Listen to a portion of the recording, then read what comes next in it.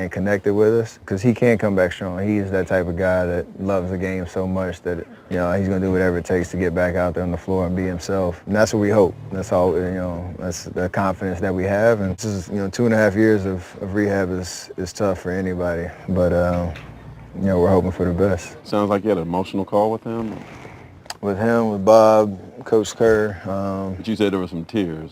From my part, you feel for a guy that had worked so hard to just get back out there on the court and, you know, 2 or 3 weeks out, something like that happens. But I think at the end of the day, like I said, you got to have a big picture mentality with this one. It's easier said than done for him going through another rehab, but, you know, there's a lot of time left in his career. Warriors missed Thompson all of last season and will once again this season. Injuries have hit them particularly hard the last couple of seasons. Since they first played together, the big three of Curry, Green, and Thompson in 2012, those Warriors won 76% of the games when all three play. And not surprisingly, you take any one of the trio out of the mix and the number. All right, guys. So much action over the weekend. The dust hasn't fully settled from free agency, but we still want your winners and losers. So, Jackie, we will start with you. Who is winning free agency? Oh, to me, it is most definitely the Lakers. You add Dennis Schroeder, you add Montrezl Harrell. I haven't read anybody that saw that coming. And then you add one of my favorite NBA players of all time, Marc Gasol, who I know is a little older. He's not going to, you know, his three-point shooting's fallen off, but he's still one of the smartest, most savviest defensive players in the league. I picture him guarding Jokic for the Lakers when it comes time. I also love what Portland did in Atlanta. Those are my two runners-up.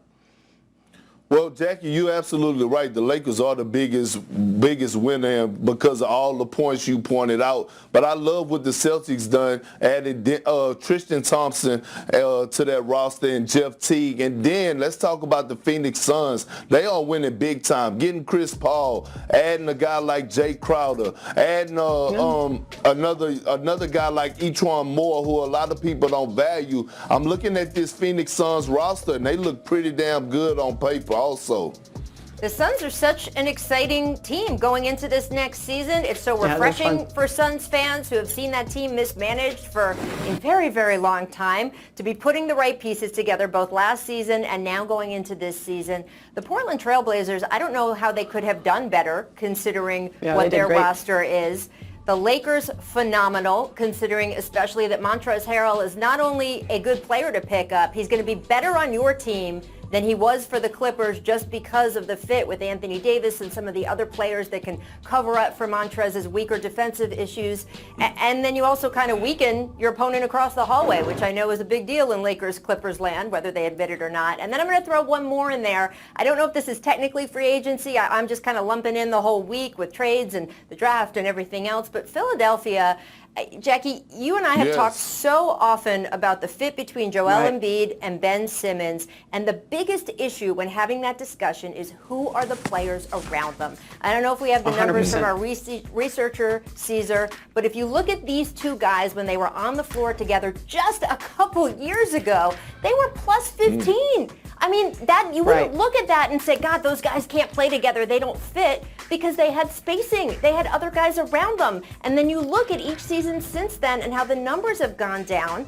Well, they didn't change into different players. It's because of the players around them. So Daryl Morey did such a good job switching out the players around them. They're not there yet at an ideal roster, but the improvement, I think, is such a breath of fresh air for those two guys.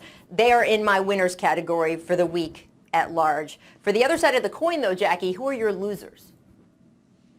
Well, I'm going to stick in Los Angeles because, again, we talked about Montrezl Harrell walking across the hallway. He probably could just move his stuff from one locker to the next. I think that's a pretty big blow. And I'll tell you something that a lot of people aren't talking about, but they should be, is JaMychal Green going to the Nuggets for me is also a big loss for the Clippers. And remember we were talking about Rajon Rondo going across the hall with his stuff to the other locker? Not so fast. He ended up going to the Hawks. So for me, the Clippers do not come out of this well. Here's the other thing. They did add Serge Ibaka, who I like. I probably like even a little better than Montrezl Harrell because of what he can do. But he has a player option for 2021, Rachel and Perk. That means that if things start to go sour, he, Kawhi, Paul George, they can all walk in 2021. Well, my biggest loser is the Rockets. Here you got your two franchise guys asking to be traded right now, and you go out there and you sign Christian Woods. Look, Christian Woods is a good young player, but he's not moving the needle, and you let all these guys walk away and don't make any type of moves to make your stars happy, especially James Harden, to try to keep him. So right now, the biggest loser in free agency is the Houston Rockets. They're dropping the ball tremendously. But I would like to add one more thing. The Denver Nuggets are a loser right now to me because they lost Jeremy Grant. And I thought they should have did everything in their power to keep him, especially the way that he defends, his length, size, athleticism, and in the Western Conference where you need a guy like that to watch LeBron James, Kawhi Leonard, and all these athletic wings, even a Kevin Durant, and you let him walk away. I thought Denver really lost on that with losing Jeremy Grant. Perk, I'm a little surprised to hear you put the Celtics in the winners category. I like the Tristan Thompson signing too. I think that it fills a need for them. I think that he will be a good, active, dedicated player for them, except for a few spots, relatively injury-free. But do you think that the Celtics roster got appreciably better? Would you put them as a winner, Jackie, or would you put them more as neutral? I would not put him as a winner. Gordon Hayward walked away for nothing.